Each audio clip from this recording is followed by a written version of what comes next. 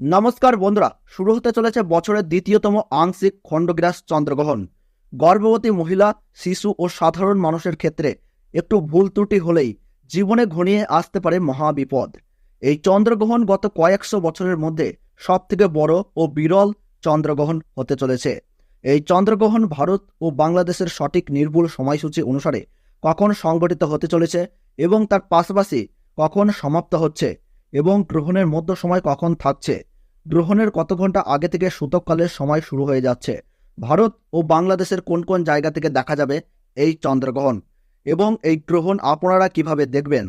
2024 সালের দ্বিতীয়তম চন্দ্রগ্রহণে গর্ভবতী মহিলা ও শিশুদের উপর কি কি প্রভাব পড়তে চলেছে, গর্ভবতী মহিলা ও শিশুদের ক্ষেত্রে জ্যোতিষবিদ্যার তরফ থেকে কি জানানো হলো, এই গ্রহণ চলাকালীন সময়ে আপনারা কি কি করবেন আর কি কি করবেন না, সমস্ত কিছুই এক এক করে আপনাদেরকে বিস্তারিতভাবে জানিয়ে দেব এই ভিডিওটির মাধ্যমে।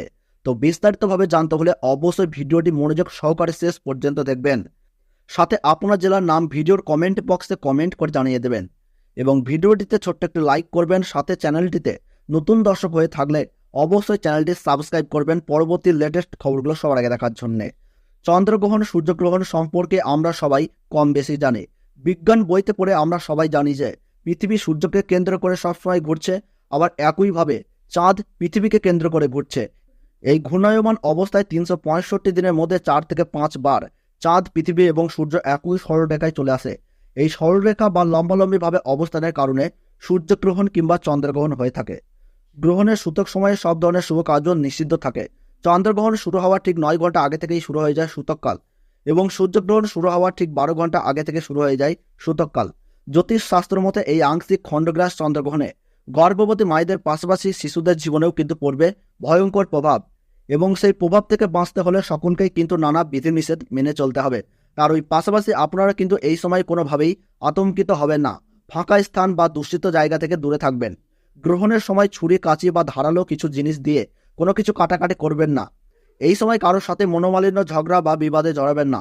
গ্রহণ শুরু থেকে শেষ হওয়ার সময় পর্যন্ত কোনো কিছু খাবেন না। তার ওই পাশাপাশি অপরের নিন্দা করবেন না, তাতে কিন্তু আপনার জীবনে খারাপ প্রভাব পড়তে পারে।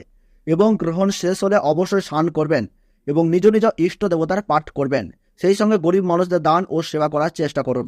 পারলে পশু পাখিদেরকেও খাবার দিয়ে তাদের সেবা করুন, তাতে এই গ্রহণের অশুভ প্রভাব থেকে রক্ষা পেয়ে সফলতা পাবেন।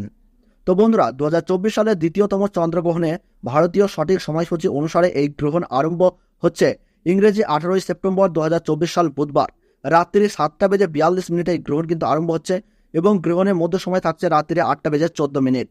আর গ্রহণ পুরোপুরিভাবে সমাপ্ত হচ্ছে রাত্রি 8:47। 2024 সালের দ্বিতীয়তম চন্দ্রগ্রহণে বাংলাদেশের সঠিক সময়সূচি অনুসারে এই গ্রহণ আরম্ভ হচ্ছে 18 সেপ্টেম্বর 2024 সাল বুধবার রাত্রি 8:12 এই গ্রহণ কিন্তু শুরু হচ্ছে এবং গ্রহণের মধ্য সময় থাকছে রাত্রি 8:44 আর গ্রহণ পুরোপুরিভাবে সমাপ্ত হচ্ছে রাত্রি 9:17।